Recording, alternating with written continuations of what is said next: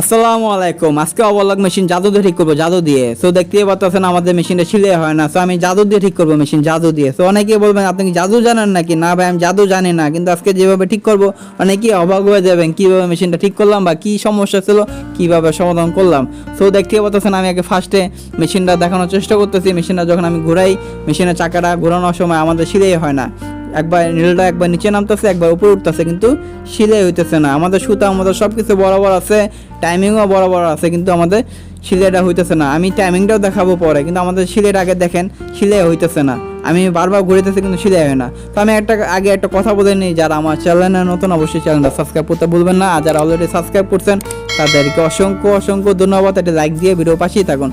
তো দেখতেই পাচ্ছেন আমাদের সিলাই হইতেছে না। আমি বারবার মেশিনে চাকা ঘুরেতেছি, কিন্তু কোনো রকমভাবে আমাদের সিলাইটা হইতেছে না।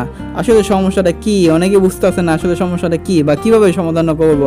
আসলে কি জাদু করব না?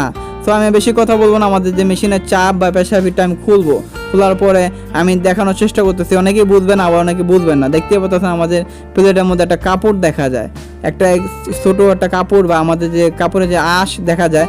আমি একটা চিমটা দিয়ে বা সুন দিয়ে আমি উঠানোর চেষ্টা করতেছি। দেখতে পাচ্ছেন একদম ছোটো একটা কাপড় আটকে আছে। তো এই সমস্যাটা কারণে হয়ে থাকে, অনেকেই বুঝেন না, অনেকে জানেন না। আসলে সমস্যাটা এটার কারণে হয়ে আসলো।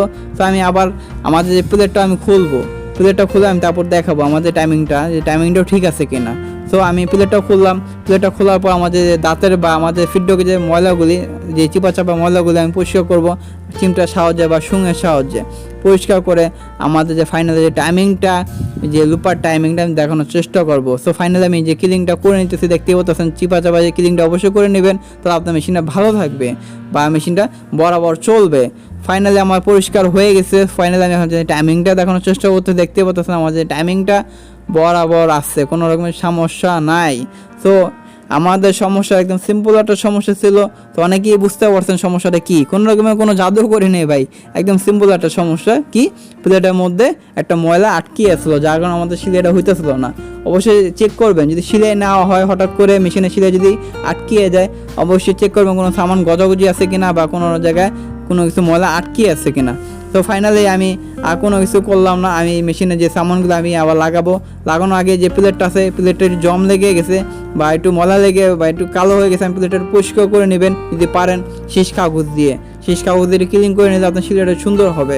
তো আমি দেখানোর চেষ্টা করতে, দেখতে পাচ্ছেন আমাদের সিলাইটা আমাদের যে প্লেটটা জম লেগে গেছে, আমি এখন ক্লিন করে নিচ্ছি। অলরেডি ক্লিন করে আমি প্লেটটা এখন লাগিয়ে তারপর আমাদের যে অপারেটর ভাই, আমি তাকে মেশিনটা বুঝিয়ে দিব।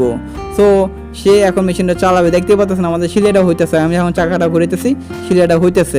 সিম্পল একটা সমস্যাটা, কিন্তু অনেকে জানি না। তো আমার এখন অপারেটর ভাই চালানোর পর দেখতেই পাচ্ছেন আমাদের সিলাইটা হইতেছে। তো সবাই ভালো থাকবেন, সুস্থ থাকবেন। আজকে এই পর্যন্তই। আসসালামু আলাইকুম।